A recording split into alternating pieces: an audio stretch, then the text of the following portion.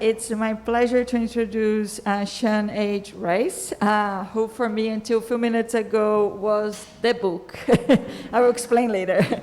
You will understand when I explain about it. So Sean is a professor in the Department of Biological Sciences at Texas Tech University. He received his PhD in ecology and evolutionary biology from the University of Arizona. And before that, he got a bachelor degree in biology from UC Santa Cruz in the United States. Shan has interests in evolutionary biology, including developmental modeling, morphological evolution in both invertebrates and vertebrates, population and quantitative genetics, macroevolution, and philosophical and conceptual basis of evolutionary theory. He's currently working on two broad areas: developing a rigorous theoretical framework for the study of developmental evolution, and mathematical and conceptual foundations of evolutionary theory. So Sean Rice is the author of one of the best books in theory and evolutionary theory, so you must check it out. It's my favorite book, which title is Evolutionary Theory, Mathematical and Conceptual Foundations. So help me to welcome Professor Sean Rice.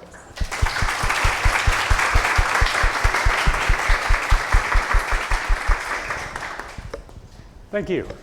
Can you hear me okay with this? Okay, good. So, very happy to be here. I like the nature of this program, focusing on biology and mathematics, and I will try to make my lectures connect those things as much as possible. This is a good subject. Evolutionary genetics, broadly, which is what I'll be talking about, is a subject that's perfect for this sort of a program. Because of all of biology, this is the most mathematical subdiscipline. Most fields of biology, the basic concepts, the basic ideas that you learn were derived either observationally or experimentally. In evolutionary biology, many of the core concepts were actually derived mathematically. Furthermore, it's fed back, as a field is fed back on mathematics. So there are fields of mathematics that have grown up around problems in evolutionary biology. So there's much more of a back and forth between biology and math in evolutionary biology than in really any other field within biology. So I'm going to be trying to emphasize those as I go along. Now, to start out with, broadly, there are a lot of different kinds of models that people use in evolutionary biology and a lot of different kinds of mathematics that people use. These range from very specific special case models to very general, essentially universal laws that govern everything. I'm going to focus on that distinction as I go through. So we'll look at an example of special case models and then an example of general theories. And when I say special case models, just to be clear what I mean by this, special case models, these are describing a particular system. And they usually start out by making a set of simplifying assumptions. So these start with simplifying assumptions.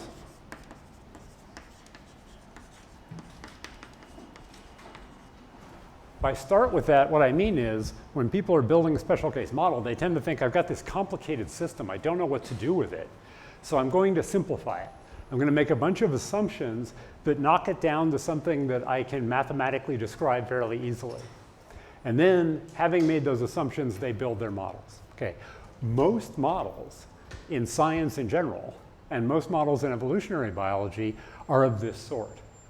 But there are also another class of models, which I'll call general or axiomatic theories.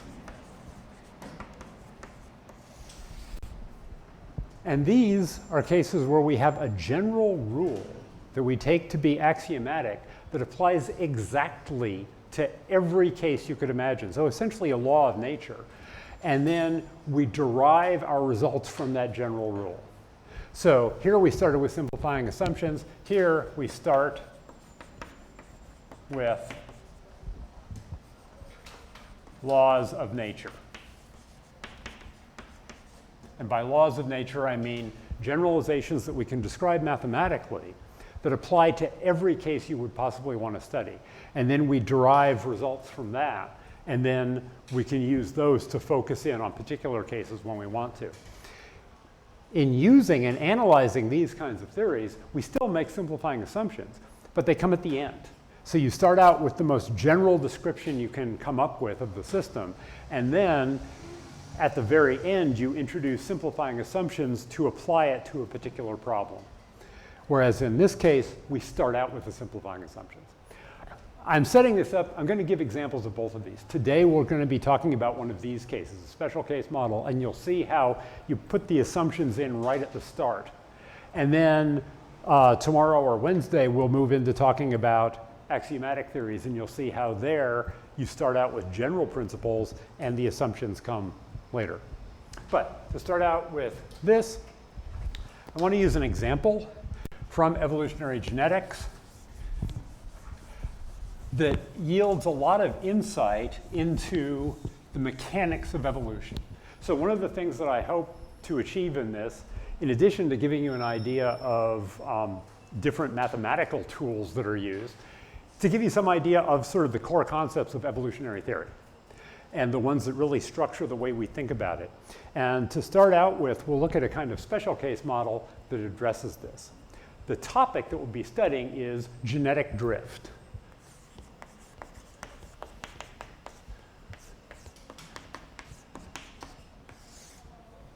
Which is usually described as one of the core mechanisms of evolution. Okay? Genetic drift, you've probably heard it described. Formally, we will define it, and the way it's defined in population genetics is random changes in allele frequency, or changes in allele frequency due to random variation in which gene copies get passed to the next generation.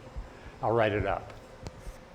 Change in allele frequency that are due to random variation in which genes get passed on.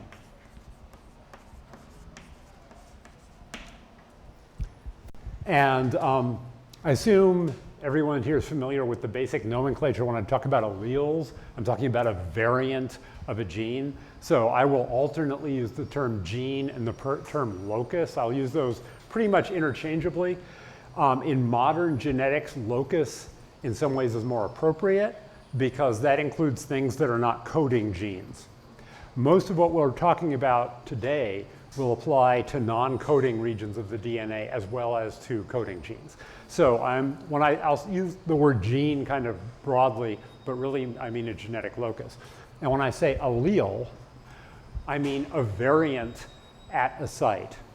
So if you're a diploid organism, like we are for our autosomal chromosomes, non-sex chromosomes, we've got 2 copies of every gene. Right? They might be identical to one another, or they might be different. There might be slightly different sequences.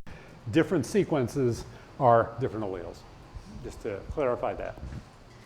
And this turns out to be a really important mechanism of evolution, especially in the study of molecular evolution. A lot of molecular evolution results from genetic drift.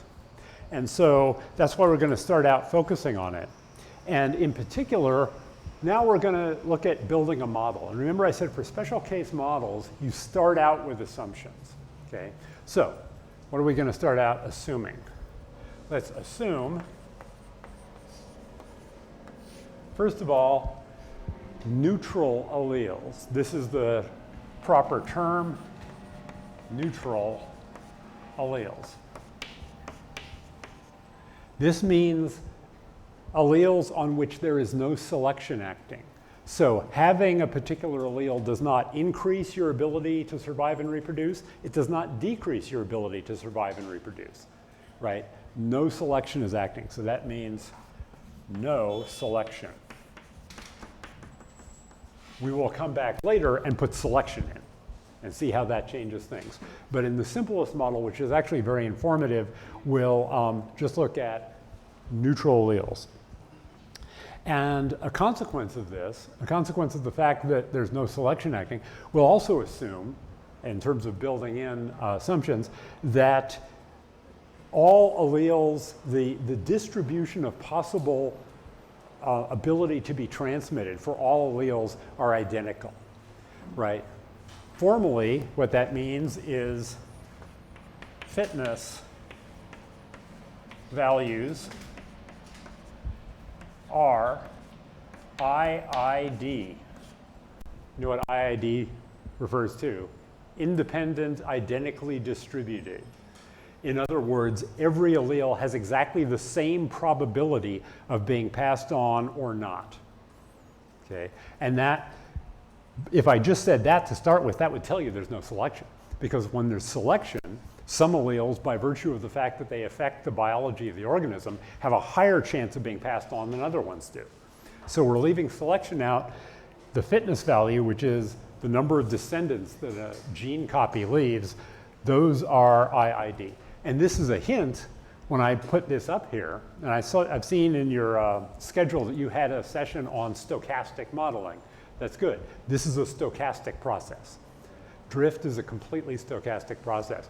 In other words, when we talk about the fitness of an allele, we're not talking about just a number, we're talking about a probability distribution. And when we talk about selection, at first, we'll make it deterministic, and then we'll make it stochastic as well. But for drift, it has to be stochastic to start out with. So this is the case. And we're going to be using a class of models that were developed in the early 1980s called Coalescent Theory.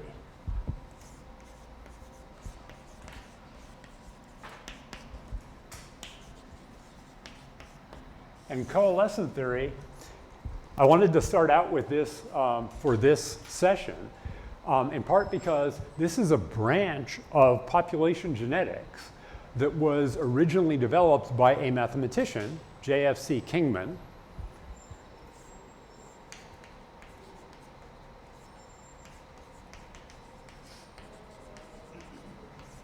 in about 1980.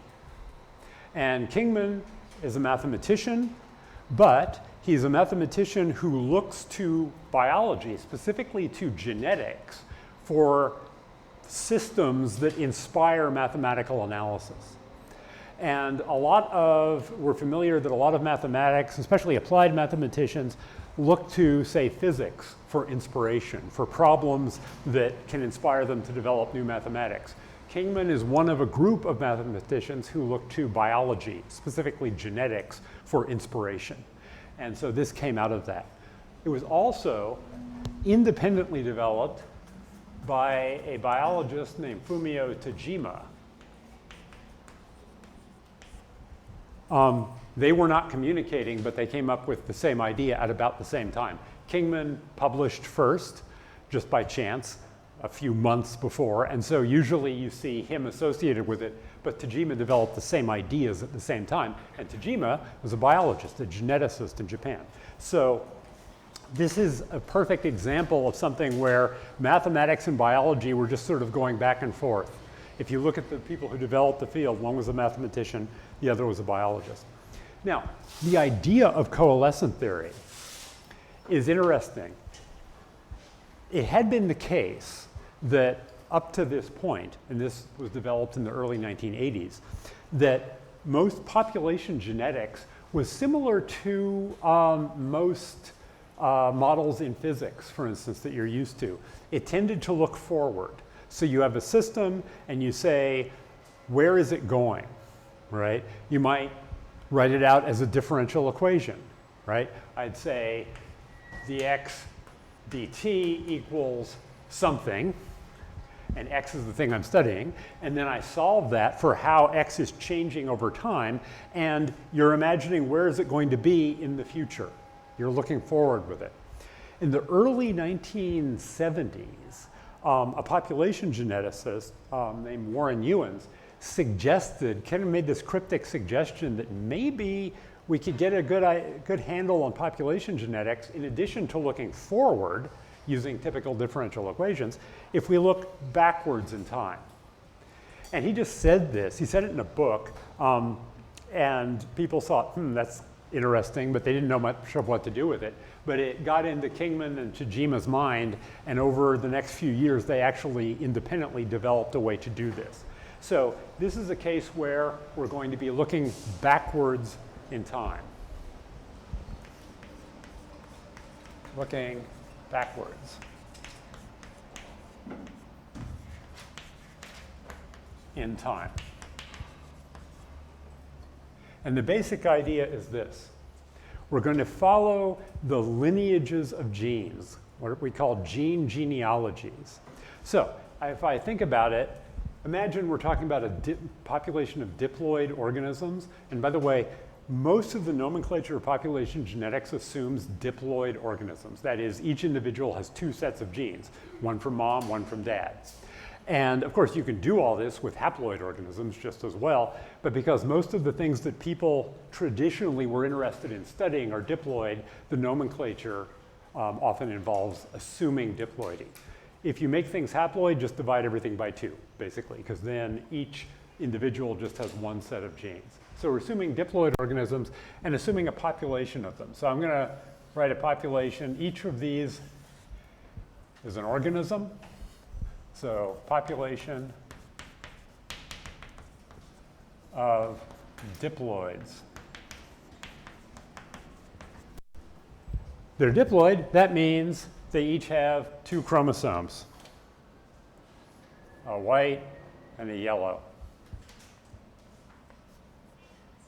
I'll just do 2 white. So we'll assume a single chromosome, but each one's diploid, so each individual has 2 copies. Now, these are homologous chromosomes, right? So on each one, if we pick a particular genetic locus, there's a copy of that locus here and one here. Each one of these has a copy of that locus. Now, what we do in coalescent theory, because we're assuming fitness values are IID, are independent, identically distributed, we don't really have to pay attention to which individuals these copies are in. So we sort of treat the gene copies independently. So I'll just write these like this. So I sort of am pulling them out of their organisms and just looking at them by themselves with our locus. And this is really the key simplifying assumption of coalescent theory. You can see we're taking a lot of biology out when we do this. This is what I mean by simplifying assumptions. There are assumptions that we know are never exactly true, but they can still give us insight. So as long as we're assuming fitness values are independent, identically distributed, we don't have to care about which individual this is in. So we can just pull them out. Now, here's the thing. If we look back in time, sometimes these will have a common ancestor, right? Just by chance, it might be that in the previous generation, this one and this one came from the same individual, the same gene copy. These might all have come from separate gene copies.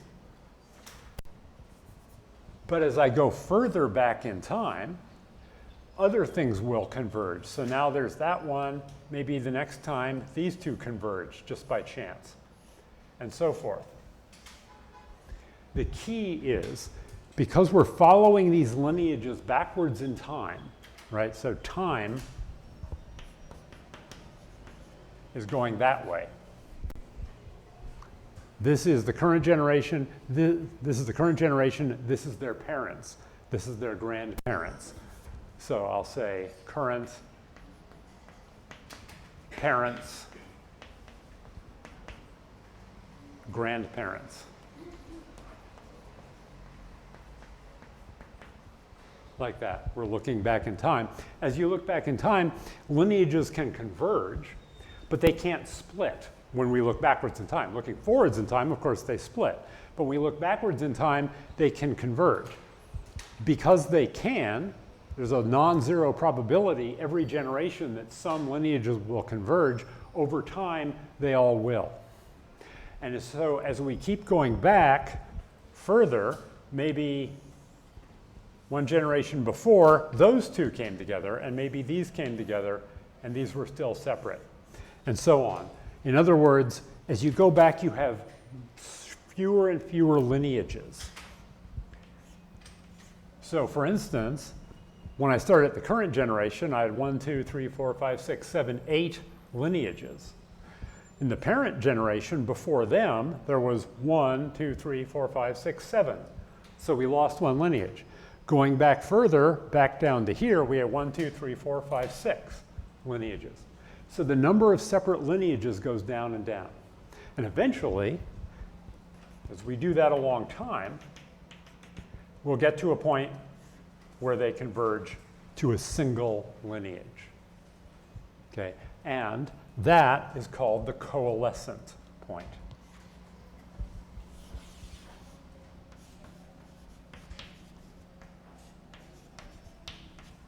That's where all the lineages coalesce.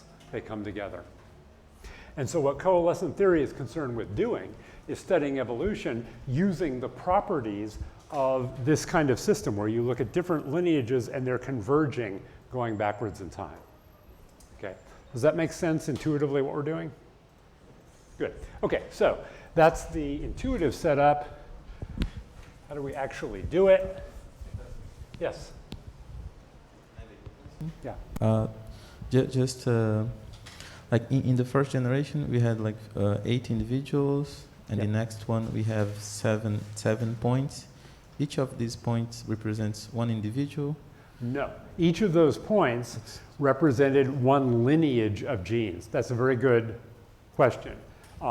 Just to clarify, let me just redraw this a bit. This is an excellent question because this is an important point. So I'm going to draw my 4 individuals, each of which has 2 gene copies.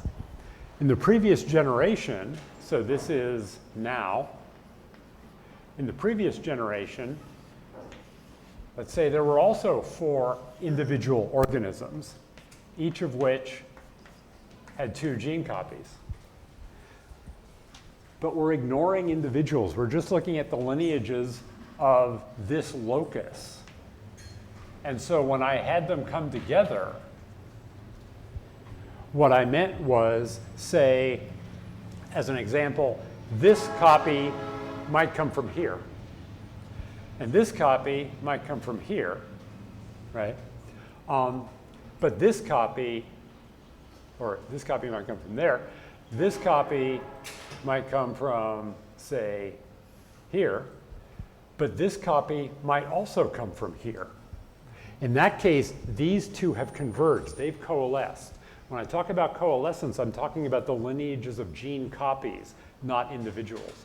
So we could go through and see how this works. And it might be the case that, for instance, in this case, this chromosome didn't leave any descendants. Okay? But that chromosome didn't leave any descendants. There were 4 individuals here, and there are 4 individuals in the next generation. Does that make sense? So the key is we're paying attention to the lineages of these gene copies. And when I say 2 gene copies converge, I mean something like this. So this individual contributed the same gene copy to this descendant and to that descendant. That's what I mean. Make sense? Yes. Okay. We are going to make some assumption on the number of individuals of each generation. Good point. So right now, I am assuming the number of individuals is unchanging. So I'll put here for our assumptions, this can change later, but we'll start out with constant population size. That's a good point. Any other questions? Okay, now you can imagine this process, the bigger a population is, the longer it's going to take for everything to coalesce. But given that all populations are finite in size, eventually, if you wait long enough, they will all coalesce, and we'll confirm that in a moment. Other questions? Okay, so how do we model something like this? Well, the first thing turns out to be we want to calculate the probability that two randomly chosen gene copies coalesce in the previous generation. Okay, this is the thing that we're going to start out with and we'll build our theory from. So we want to know, I'll designate it P sub C is the probability that two randomly chosen gene copies coalesce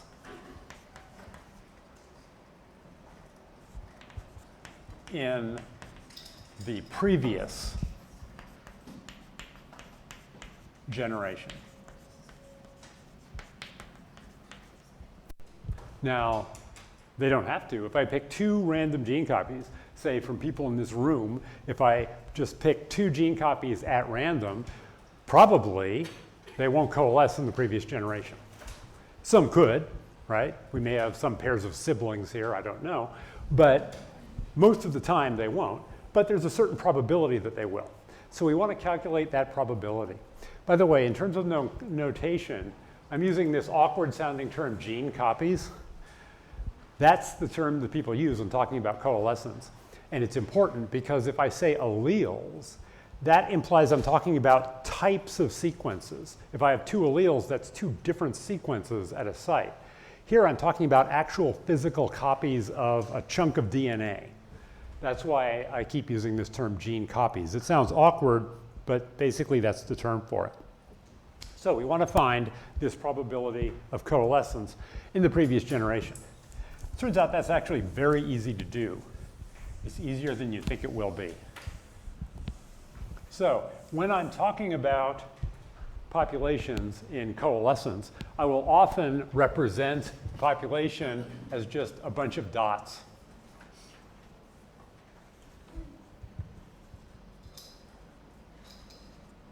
Something like that. Why can I do that? Because we assume that their fitnesses were IID. Independent, identically distributed. And in other words, we don't have to care about which gene copy is in which individual. So I'm just going to break them up like that. And I'll say this is generation 0. And then going back in time, well, I have generation 1, but generation 1 is the previous generation. And for the moment, I'll assume there were the same number of copies there. So I'm assuming the population size is the same. And what we're asking here is, if I pick two gene copies from this generation 0, say that one and that one, just by chance, what's the probability that they have a common ancestor just in this previous generation? Well, to get it, we have to specify how many individuals there are. In fact, what matters is the number of individuals in this previous generation. General notation that we'll use, capital N is population size.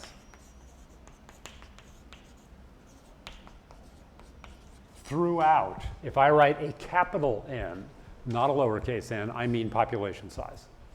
And I may forget to say it's population size, I'll just write it that way. I will not use lowercase n as population size. That'll be something else, some other variable. But capital N will always be that. And we're assuming diploid organisms.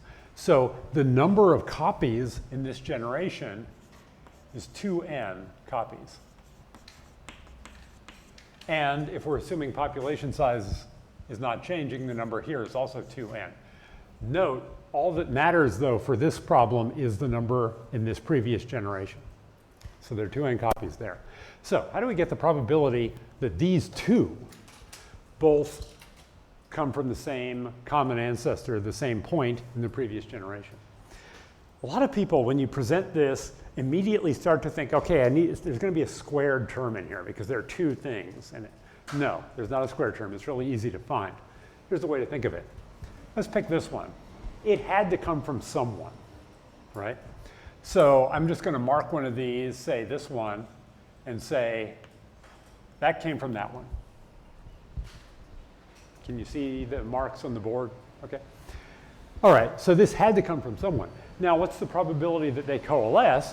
It's the probability that this comes from the same one.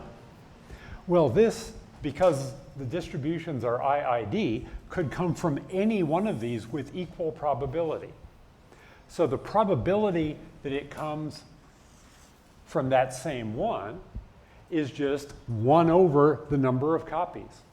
So we get the probability of coalescence in the previous generation is just 1 over 2n. Right? Because there are 2n copies. And this had to come from someone, so we mark it. And then what we're asking is what's the probability this other one comes from the same one? Well, that's easy enough.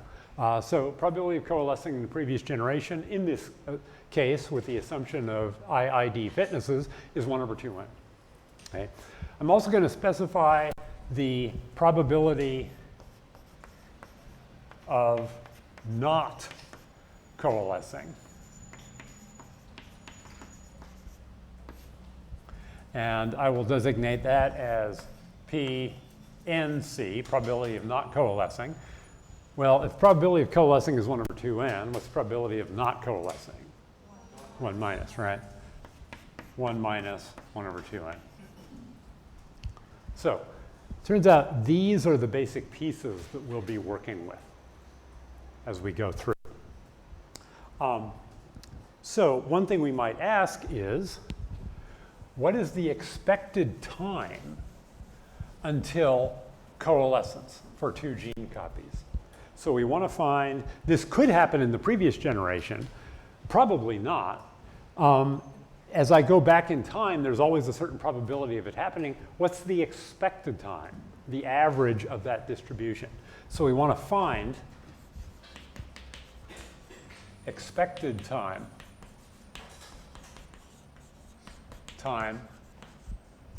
to coalescence, just for 2 gene copies that we do.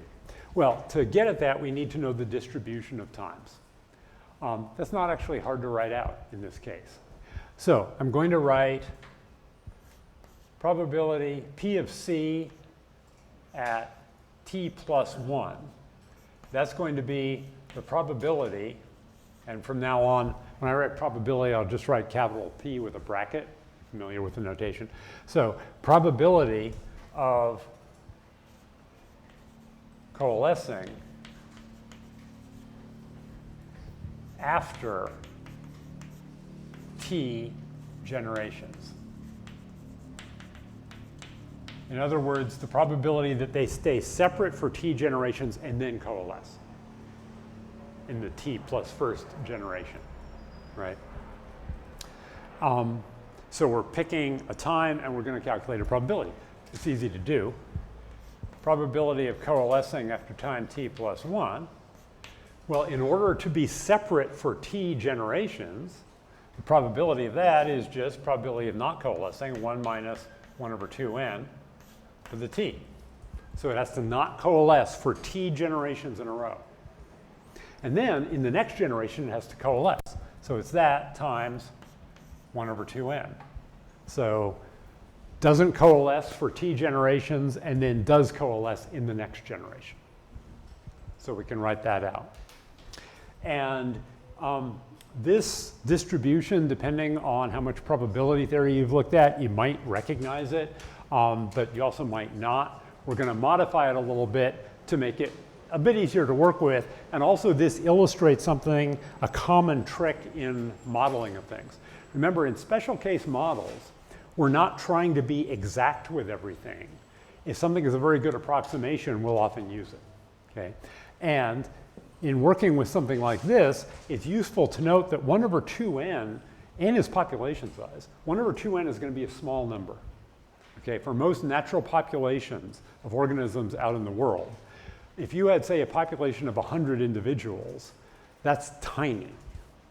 Okay, that's so small that it's on the IUCN list of critically endangered species if there are only 100 individuals in it.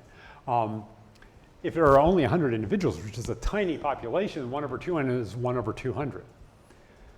Slightly more viable, depending on the organisms, might be a population of 1,000 individuals. Okay, that's quite realistic. Well, in that case, 1/2n is 1/2000. So in other words, 1/2n is a small number. Okay, and because it's a small number, we can approximate this. 1 minus 1/2n is approximately equal to e to the minus 1/2n. Does that look like a familiar trick? Okay, good. I'm using the Taylor expansion of e to the x, okay? 1 plus x squared over 2 plus x cubed over 6 plus going out. And if x is very small, then squared, cubed terms disappear. They get very small. And to a good approximation, e to the x is 1 plus x. This is negative, so it's a negative term there. Okay. This is the kind of simplifying assumption that classical population genetics does all the time, that models, special case models in all sorts of fields do all the time. It's worth keeping in mind, though, that it is an approximation. If you are actually dealing with a population of 4 individuals, like I drew up there on the board, you would not want to make this assumption. But we're dealing with most natural populations. This is a good approximation. Doing that, I can say that this is actually equal to 1/2n, that term, times e to the minus t over 2n. Right? Because e to the minus 1/2n raised to the power of t is e to the minus t over 2n. So this is our probability of coalescence in generation t plus 1. And you probably are familiar, because you've been doing some modeling. Anytime I can write something as an exponential, that often makes it easy, because there are lots of useful tools I can use for that. If you've taken a probability theory course, you'll recognize this distribution. This is actually an example of one of the standard kinds of distributions that people work with. This is an example of an exponential distribution.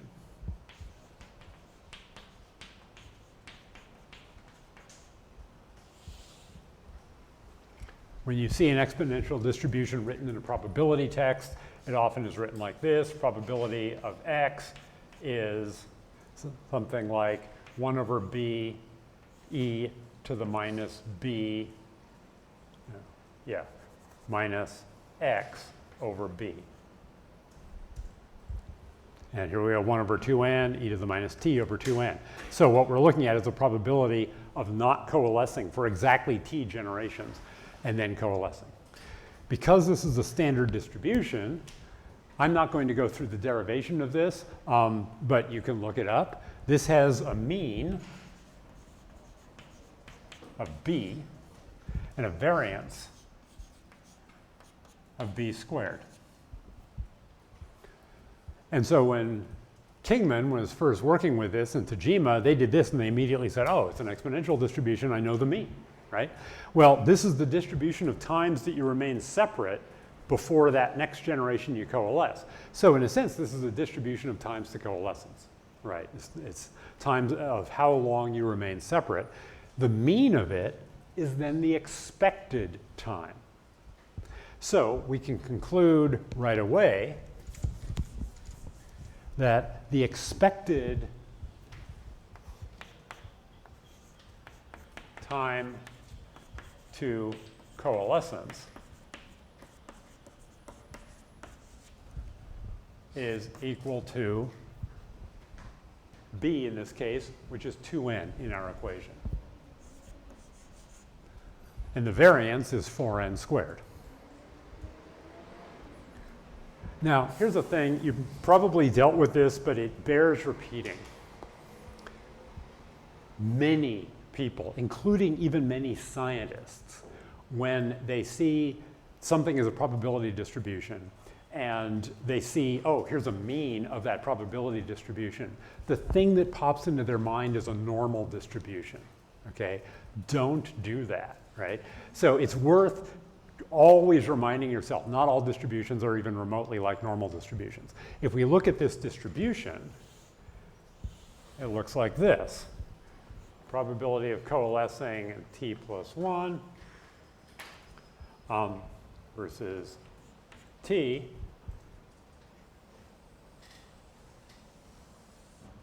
It is an exponential distribution. You can see it drops off exponentially like that. It's defined on 0 to infinity. The mean is 2n. The mean would be about in here somewhere. But notice, it doesn't look remotely like a normal distribution. It doesn't have a peak in the middle. The highest point is up here. This point is going to be what? This is probability of staying separate and then coalescing in the next generation. Well, we already calculated that. That's 1 over 2n. And then it drops off like that. And t here is measured in generations.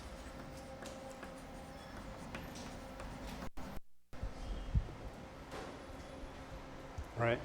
So this is actually the sort of heuristics. Many of you are going to go on, be teaching people things about applied mathematics and stuff. This is one of the examples I use for biologists to drive home. Don't expect everything to look like a normal distribution. This is a highly asymmetrical distribution. The peak is actually up here, but the mean is much farther away.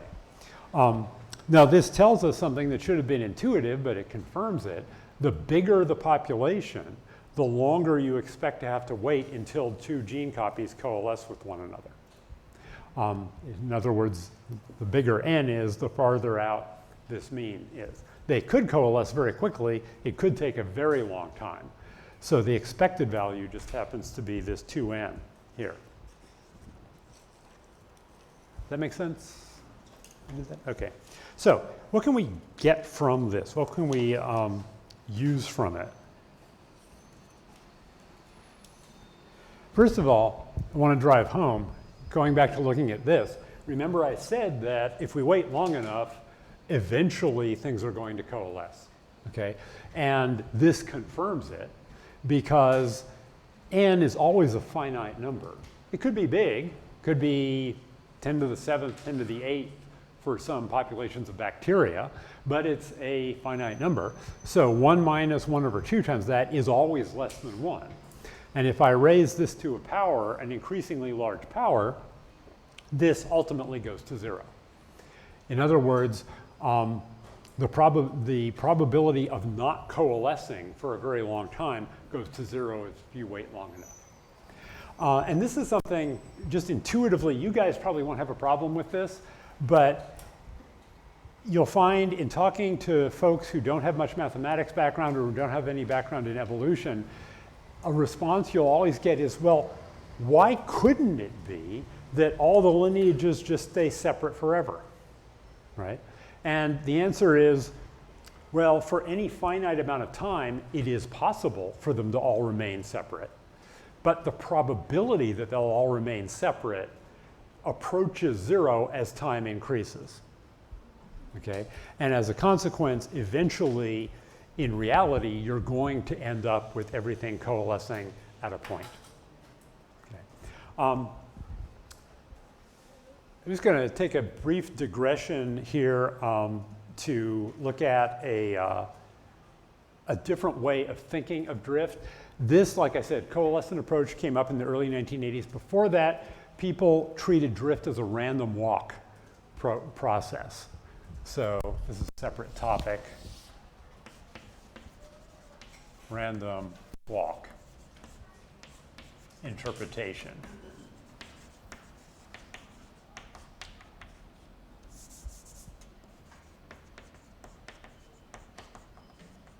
Of drift. And You can solve for that using the mathematics of random walks. It's much more difficult. It takes a lot longer than using coalescence. This is an interesting case where the newer way of solving something actually is much easier to work with than the older way. And so that's why a lot of people switched over to using coalescence. But the random walk interpretation is interesting too.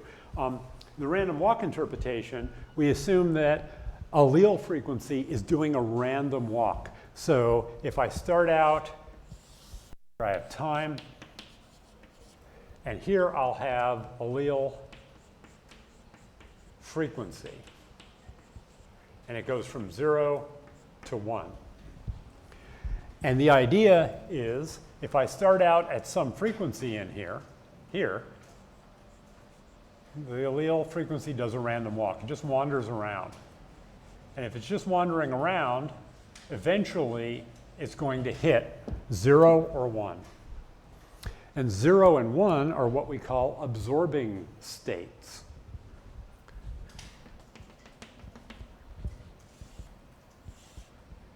One and 0 are absorbing.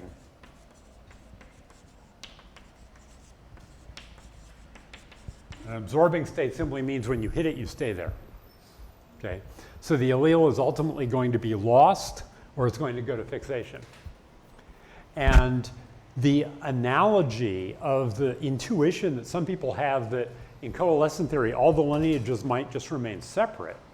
The equivalent in the random walk interpretation is they're imagining that, well, a random walk will just sort of wander around the original value and stay close to it. Right?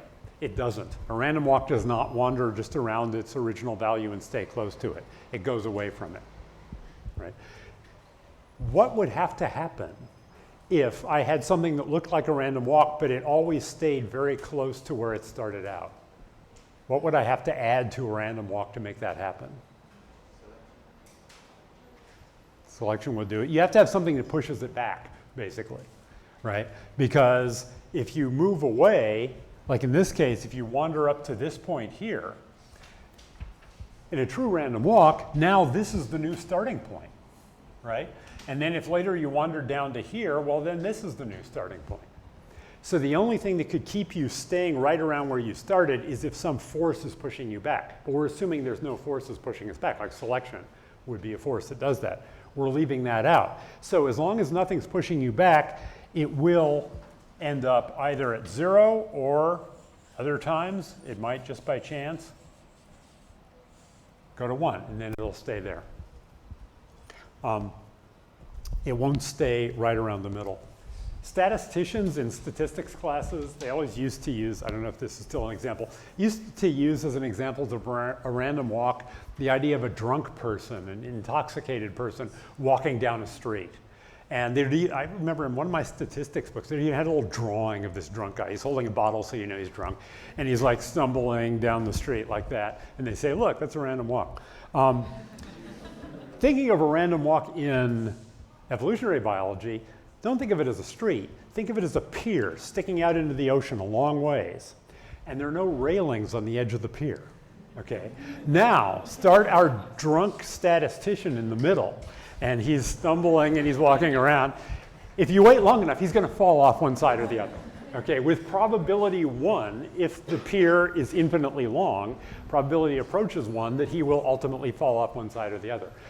That is the explanation that a random walking allele will hit 0 or 1. It's capturing the same thing as saying in a coalescent process, eventually there will be a coalescent point. And so when thinking about drift, think about those two being equivalent statements, biologically equivalent. They're mathematically derived differently, but they're describing exactly the same biology. Okay, so things will coalesce. Now, can we use this to derive any interesting results? Turns out we can. We can use coalescence, even just these basic results, to derive some very important results in evolutionary genetics. First of all, it should be apparent from what I've drawn here that if I pick 2 gene copies, they'll eventually coalesce, right? So if I had a bunch of gene copies, I'll just draw 6 of them up here, and I pick 2 of them, everybody's going back, eventually those 2 will coalesce. Now I've got one less lineage. Eventually, some pair of these will coalesce, and so forth. And so eventually you end up with a single point, a single coalescent point at the back. Okay, and we can calculate the expected time to that. We may do that a bit later. Right now, though, I just want to point out that intuition, that fact that eventually everything will coalesce, allows us to calculate some interesting things, such as what's the probability of fixation of a neutral allele? Probability of fixation of a neutral allele. And remember, a neutral allele means an allele at which there's no selection acting at all. This is something that people calculated using the random walk method. It's a bit complicated. You can do it, but it takes a lot of steps to calculate this using the random walk approach to thinking about drift. Using coalescent theory, it's shockingly easy to do. Here's how we think of it. Okay, we've got a bunch of gene copies up here. If I go far enough back in time, so these lineages are going back,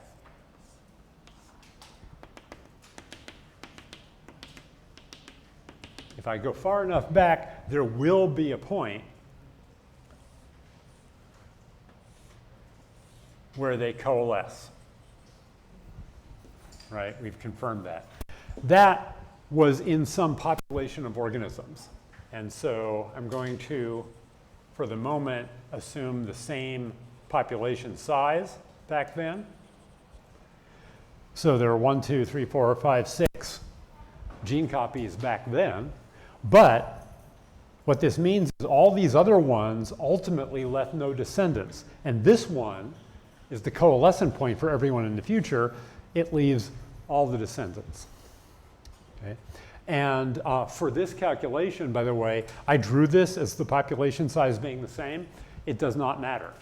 So the population could be fluctuating for this calculation, and you'll see why it doesn't matter at all. Here's the key. Say we're talking about a type of an allele. So let's say there are 2 alleles, A1 and A2. Again, when I talk about alleles, I'm not talking about gene copies. I'm talking about types of genes. So for instance, eye color is controlled by a bunch of alleles. There's actually more than one locus involved, but sort of the classic way of thinking of it is there's a locus with a few alleles.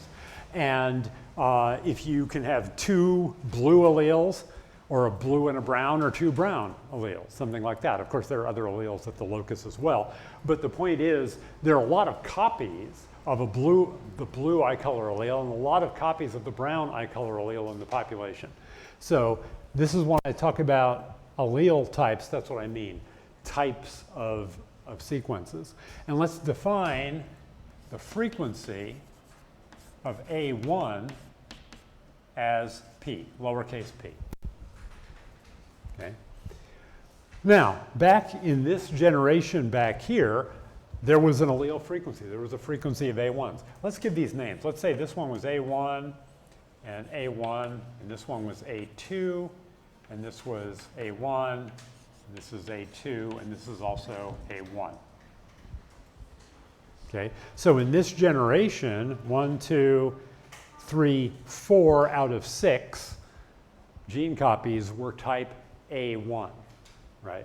So in this generation, P was equal to 2/3. That was the frequency of A1 in that time. Now, here's the thing. A1 going to fixation simply means that the individual who is the lucky coalescent point of all the lineages from the future happens to be A1. Well, because there's no selection acting and everything's IID, it could be any of these with equal probability.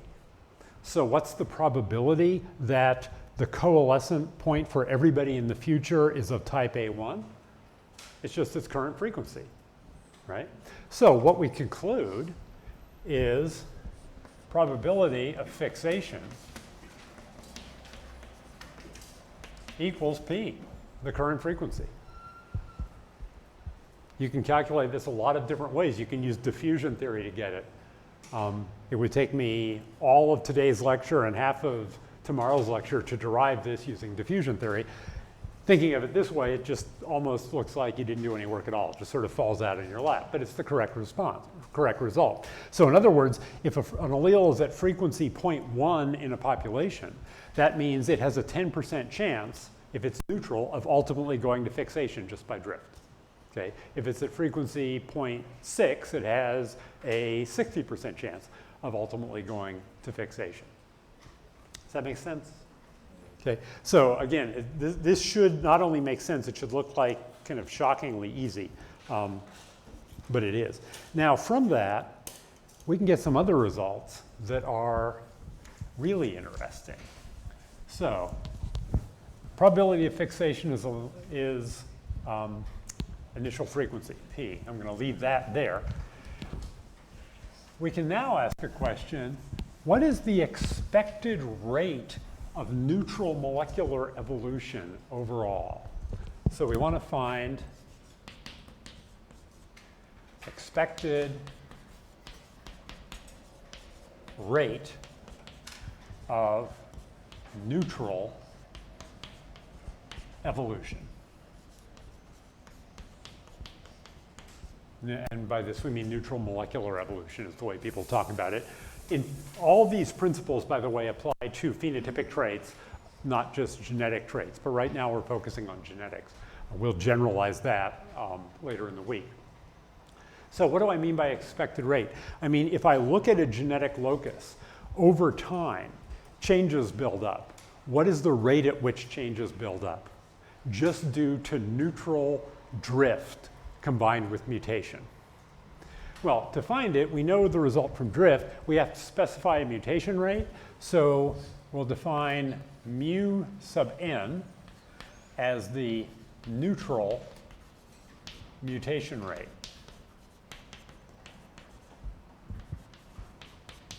And it's a rate specifically that's per copy per generation.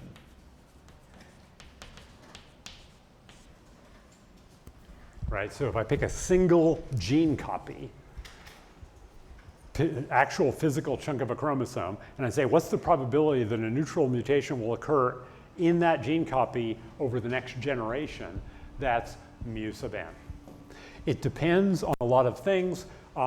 For completely neutral parts of the genome, for non-coding genes or parts of the genome that are not regulatory sequences, it tends to be often on the order, if you're looking at a single site, so a single nucleotide, it's about 10 to the minus 9th.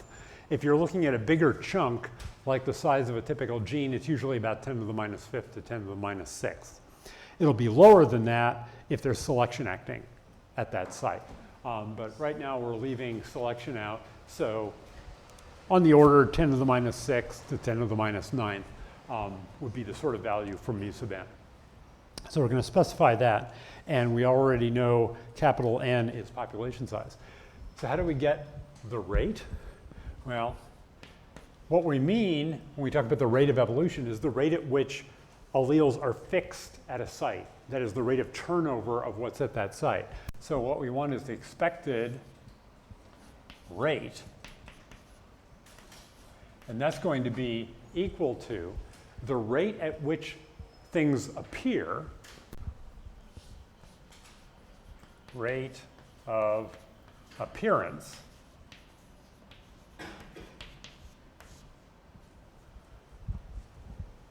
times the probability of fixation. So the rate at which new neutral alleles are appearing times the probability that each one goes to fixation. That's going to be the total rate of fixation at the locus. Okay. Well, the rate of appearance, we know this is mu sub n is neutral mutation rate. That's per copy per generation. Well, there are 2n copies in the population. So the rate at which they appear is 2n mu sub n, mu sub lowercase n. Okay. The more copies there are, the more opportunity for mutation. Right? Probability of fixation for any one of them we already know is 1 over 2n. Well, this is easy. 2n mu sub n times 1 over 2n. 2n cancels out, and this is just the neutral mutation rate. So we conclude that the expected rate at which new mutations, neutral mutations, are fixed at a site is determined completely by the neutral mutation rate. Population size drops out of the equation. This is something that is not intuitive to most people initially, because this is happening because of drift. And we tend to think drift is important in small populations, it's not so important in big populations. And so you'd expect population size to affect the rate of evolution just due to neutral mutation and drift at a site. Turns out population size does not affect it. The reason is, as the population gets big, the probability of any one mutation going to fixation goes down as 1 over 2n. But the number of mutations that occur goes up as 2n, and those just cancel one another out. So we conclude that there is a relatively constant, because neutral mutation rate is determined basically, most mutations involve errors in copying DNA. So it's basically a function of the DNA replication machinery. So it's very consistent across different groups of organisms for a particular gene. Once we specify that, we know that there's this constant background rate of evolution at any given site. And this is important because a lot of folks, even a lot of biologists, have this sort of intuition that evolution results from selection. And selection they think of as a force causing populations to change. What this is saying is, if you have no selection whatsoever, there's this constant background rate of evolution. It's always going on. This is the neutral assumption of evolution. Okay? In other words, the neutral assumption is not no change. It is constant background change at this rate. Why do people assume there won't be any? I think it comes from sort of the kind of intuition that we get from a lot of physics systems where there's inertia, right? So if no force acts on something, it doesn't change, right? If it's moving, it keeps moving in a straight line the same way. If it's not, it remains not unless a force acts on it. Evolution's different. Okay, because it is an inherently stochastic process, and because all populations are finite, there is a constant background rate of evolution that's always going on, even if no selective forces are acting at all. And this is a very important concept in the study of molecular evolution. And I'll give some more results in a few moments that relate to this. Back in the late 1960s, and into the early 1970s, but it was 1967 when it was first published, a couple of different groups published this idea that came to be called the neutral theory of molecular evolution, that most molecular evolution was just due to drift, that selection wasn't really affecting it. Okay? And the reason they did that, and we'll see the calculations in a little bit, either later today or tomorrow, but the reason they did that is they said, based on the data they had at the time, you could explain the data just by drift, just by neutral evolution. We now know it is often the case that selection is acting at parts of the genome. But the methods we use to identify what parts of the genome are undergoing selection are tied very much to this neutral assumption. Because the assumption, what you do is you start out with this assumption of neutral evolution, and then you say, does this region of a chromosome match the expectation of neutral evolution, or is it significantly different? And if it's significantly different in one way or another, you can say, one or another kind of selection is acting at that point. So the neutral theory, the idea that molecular evolution is driven mainly by a neutral mutation and drift, that's no longer a general description of evolution, of molecular evolution, but the mathematical results that were derived by the neutral theory are still in use because now they're the null hypothesis that you test against to show whether or not selection's acting. So this is a very important, historically a very important result, and it's in terms of intuition, it's also a very important result. When you think about evolution, do not think about it as something that only happens when a force pushes a population and makes a change. Think of it as something that's always going on in the background, and forces like selection can direct it. But if you take them away, it's still happening. There's still this background evolution happening. Does that make sense? Okay, so another thing that we can get using our coalescent approach,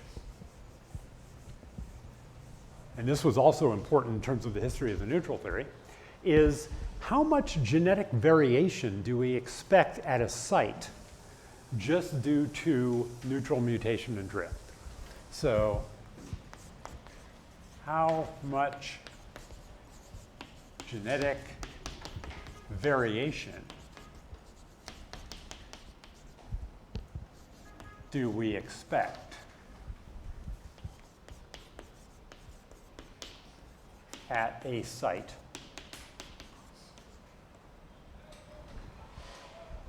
And again, now we'll be talking about a neutral site today. We can expand on that later. But this is a key question in evolution because, as you know, if you're going to impose selection on a population, there has to be genetic variation, right? So if you have a site that's neutral, but then the environment changes and it ceases being neutral and selection's acting on it, that selection can only act if there's variation at that site. So how much variation do we expect just due to neutral mutation and drift? And the way to get that using the coalescent approach is like this. First of all, we have to say, how do we measure genetic variation? A common measure of genetic variation is called mean heterozygosity.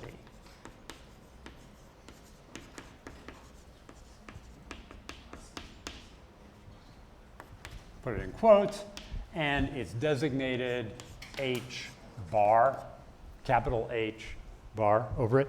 And this goes way back. The term heterozygosity, you can probably guess, originally people thought of that as looking at an organism and saying how many of their loci are they heterozygous at, okay? But the generalization that's come from that is to say, if we pick 2 gene copies at random from the population, what's the probability that they're different alleles?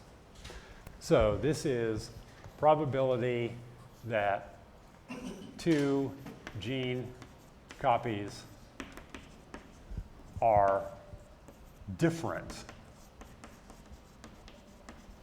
alleles.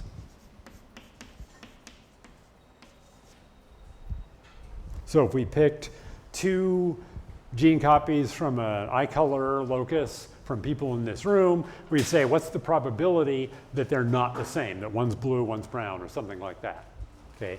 Probability that they're different is the mean heterozygosity. And you can see the connection with the old idea of heterozygosity in an individual, because if you assume random mating, then the 2 gene copies in an individual are randomly chosen from the population, okay?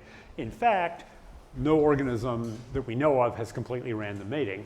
And so when people think of this now, they think of it as just picking 2 gene copies from a population. The other reason that we no longer really think of it as the 2 within an organism is that now we have the ability to easily sequence DNA from a bunch of different individuals. And so you can go out and you can just sequence a chunk of a chromosome from a whole bunch of individuals relatively cheaply. Now, and apologies to the molecular biologists who are trying to get a grant to do it, and they say it's not that cheap, but compared to what it used to be, it's really cheap now. You can, and it's probably, you can, take a swab and send some of your own DNA off and get your own genome sequenced. Now, you have to pay for it, but it's affordable. So we now, unlike in the late 1960s when people were first doing this, we now actually have the ability to take random samples from a population. And so this is how we're going to think of it. So we want to know what is the mean heterozygosity just due to mutation and drift. Okay? Here's a way to think of it. I pick 2 gene copies at random. I don't know how big the population is, but I'm just looking at these 2 right now. I know if I follow them back in time far enough, they will get back to a coalescent point. Now at that point, there was a single sequence, so it was one allele, right? If no mutations have occurred along either of these branches, then these have to be the same.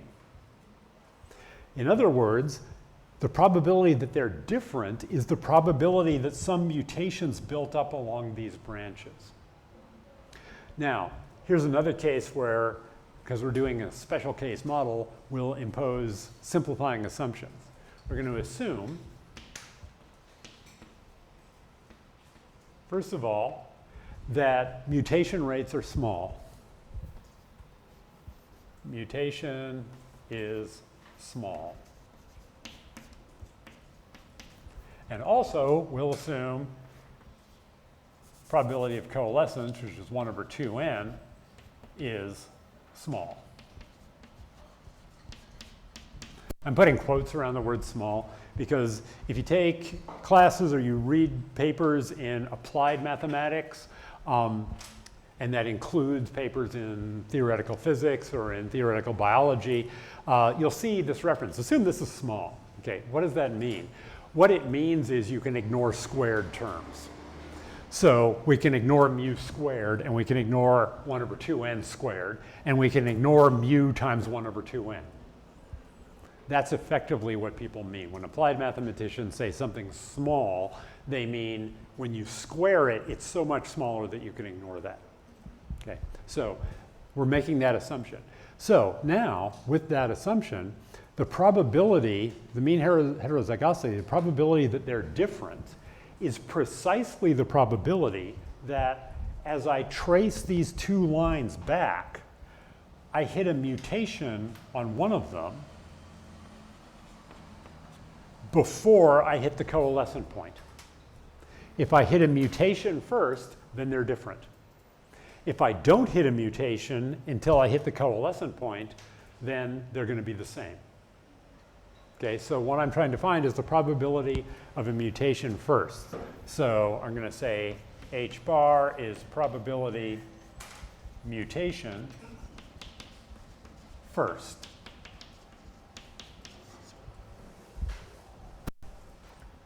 How do we find that?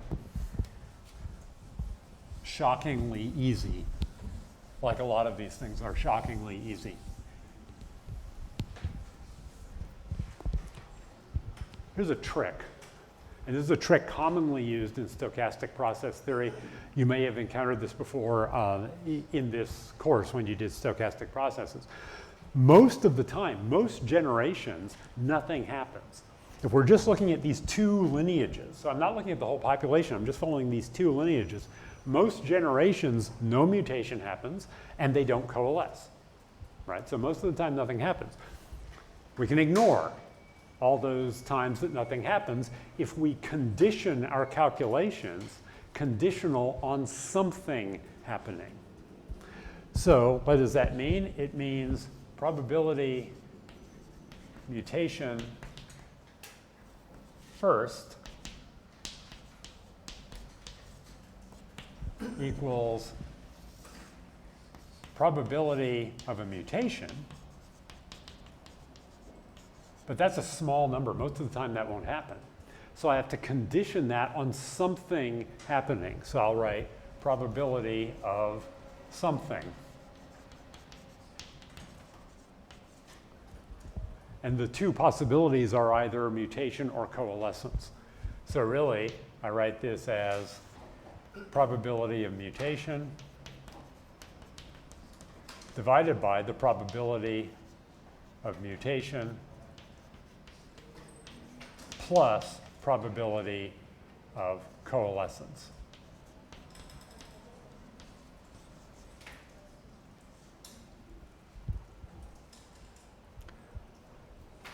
if I did not make these assumptions, how would this have to be different?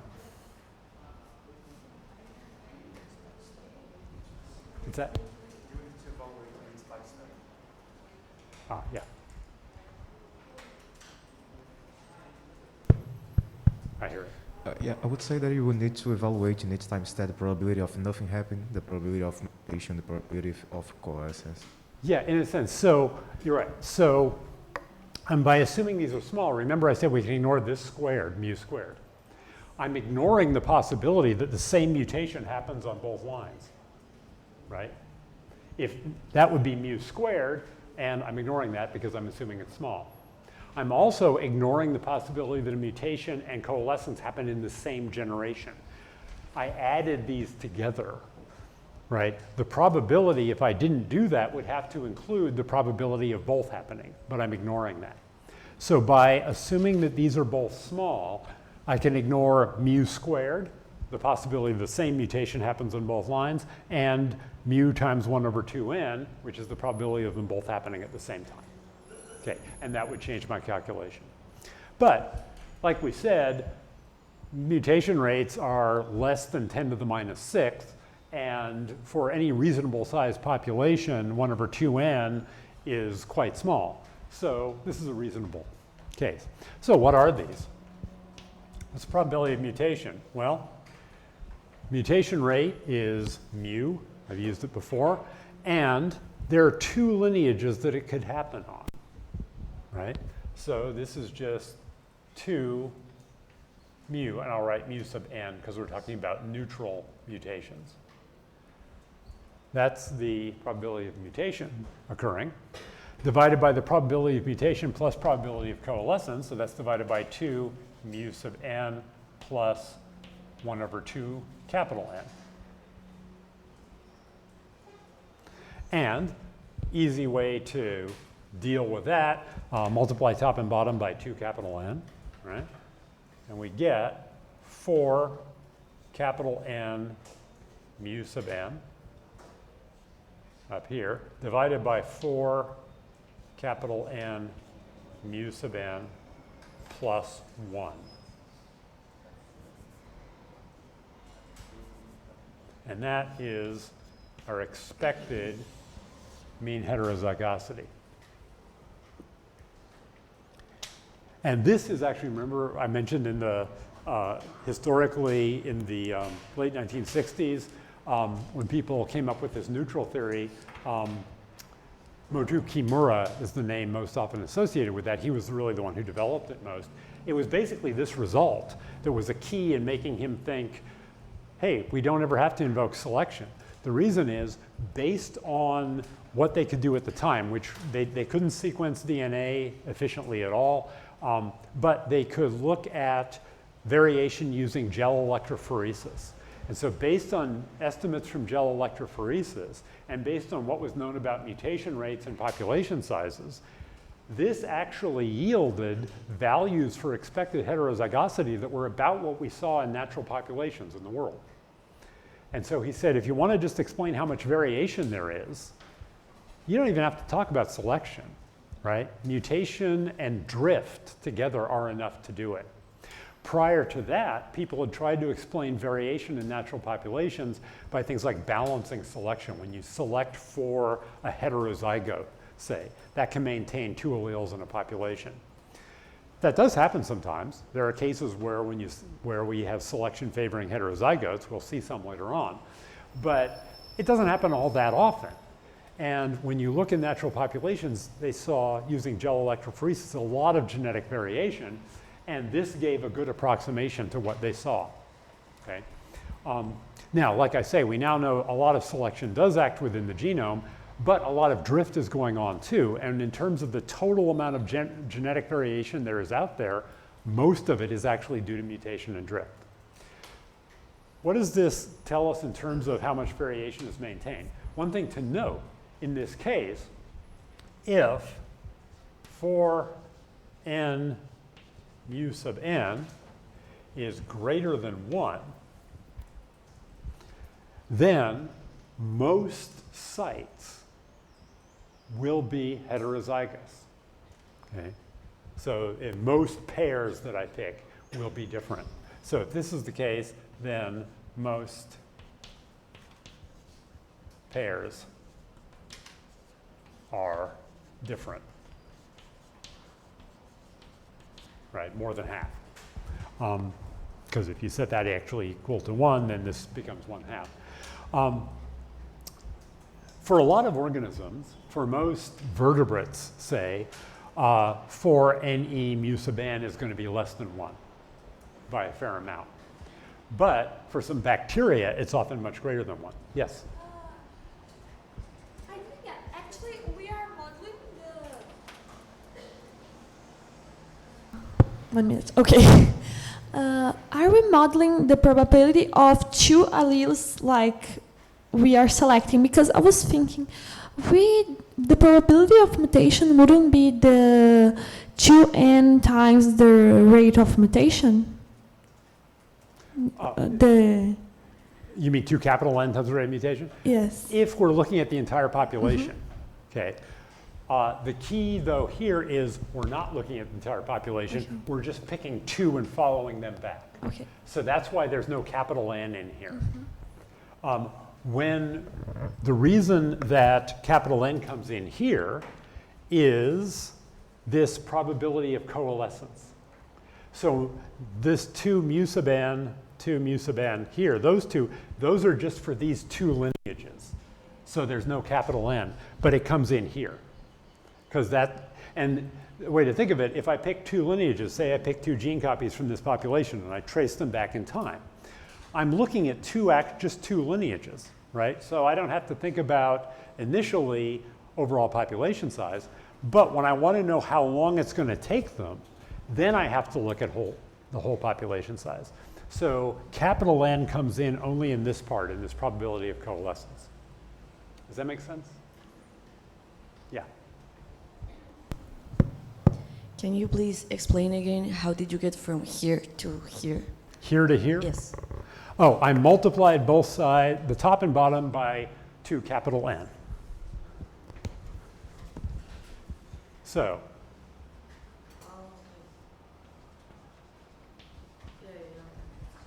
right, 2n over 2n is 1. But, so I'm multiplying by 1, but it gets rid of that, that fraction. That make sense? Very common trick. I will do this all the time without even saying it. When I've got a fraction and especially the thing in the denominator is complicated, I'll multiply it by something that's 1 to make it simpler. Yeah. Question? Yeah, just to make sure, we care about the population size at the time of coalescence, right? We care about it because it determines the probability of coalescence in any generation. So it only matters like when it coalesces, the population size at that time, at that generation. Well, it matters in determining 2 ways you can think of it. It matters in determining the probability of coalescence in any one generation. It also matters, another way to think of it, in determining how long you're going to have to wait until they coalesce. So how long this time is determined by capital N. If I make capital N larger, this gets longer. But that's still assuming a fixed population size, or not necessarily? Yes. Yes, so I'm still using a fixed population size in this case. And in this case, that does matter because I'm assuming some value every generation. Are you guys, I don't know what you've covered in other classes in sort of basic biology. Have you talked about the term effective population size? How many people have heard of effective population size? Raise your hand. Okay, so it's a subset. What you do to solve the case where the population is changing over time is we replace this n with what's called n sub e, the effective population size. And that is a function of the fluctuations in population size over time. And in particular, if population size is fluctuating over time, the effective population size over that time is, to a good approximation, the harmonic mean of the population sizes over time. So that's 1 divided by the mean of 1 over the thing. And we can talk more about that next time. But yeah, to solve, here we're assuming constant population size, but it's easy to modify it to allow it to fluctuate. Yes? You said that about the heterozygosity, about 4 and mu n. I didn't understand why it needs to be bigger than 1, so we can have more heterozygotes. Yeah. So what I was saying is, let's say, taking that equation, say I set 4 n mu sub n equal to 1. Okay. Now, mu is a small number. Okay. Say take at most 10 to the minus 6, often smaller than that. So that requires a big population for this to be equal to 1, but it could be. If this is equal to 1, then what is this? It's 1 over 1 plus 1, so 1/2. And so that's why I said if this is equal to 1, or I think I said if it's greater than 1, then more than 1/2 of the pairs we pick will be different. That's where that came from. And that's a lot of variation. Okay. Think about some populations of bacteria. Typical bacterial population sizes are on the order 10 to the minus, or 10 to the 7th to 10 to the 8th. Okay. In a case like that, if the neutral mutation rate is 10 to the minus 6th, you end up with a case where you expect a lot of variation in it. Even a much smaller neutral mutation rate, you still expect a lot of genetic variation. This is a theme that's going to come up multiple times during this week.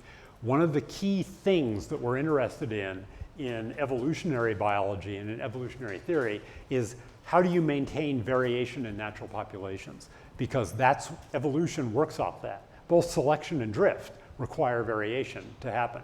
So how much variation do we see in natural populations, and how is it maintained? And some of the things we'll talk about later in the week focus on maintaining variation in things that are like eukaryotes that have sexual reproduction. Sexual reproduction is a good way to maintain variation in a population. Many bacteria don't do anything like sex. Some do, by the way, but most don't. However, they tend to have huge population sizes. And because they have huge population sizes, they maintain a lot of variation just by mutation combined with drift.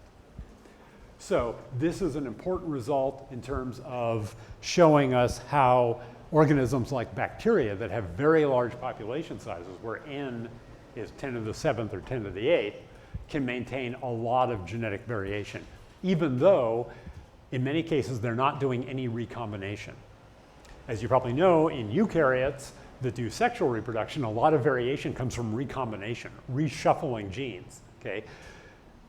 Most of the time, bacteria are not doing that. Sometimes they do, okay?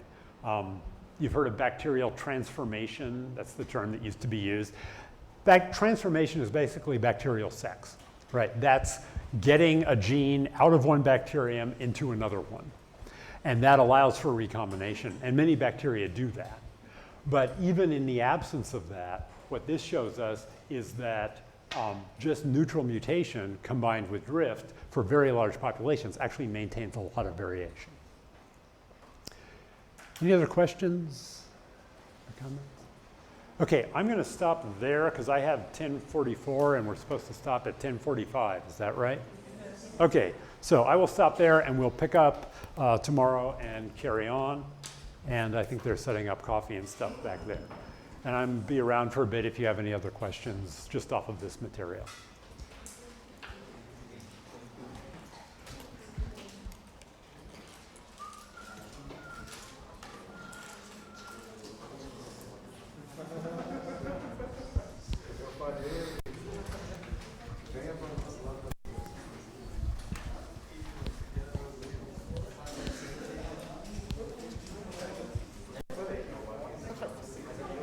Yes? Can you remind me why something? Yeah. So something is confusing.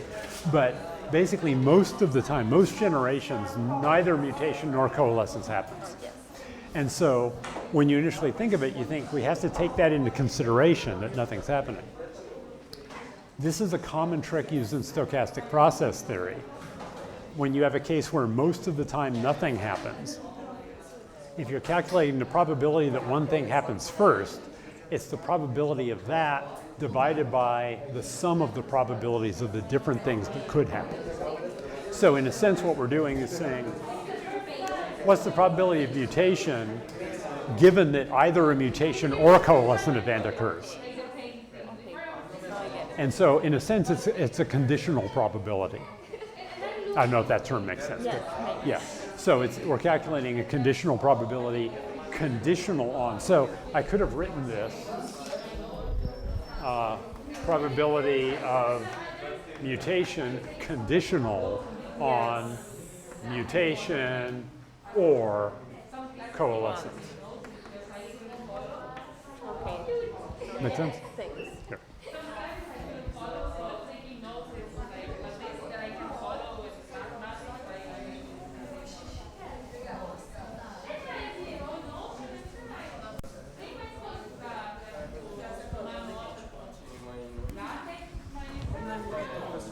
Can I ask you a question? Sure. I was thinking about when you talk about this coalescence point, what it means really for me is that you have A and B, right? So you have this A and B, but you have also like the name of the individuals. So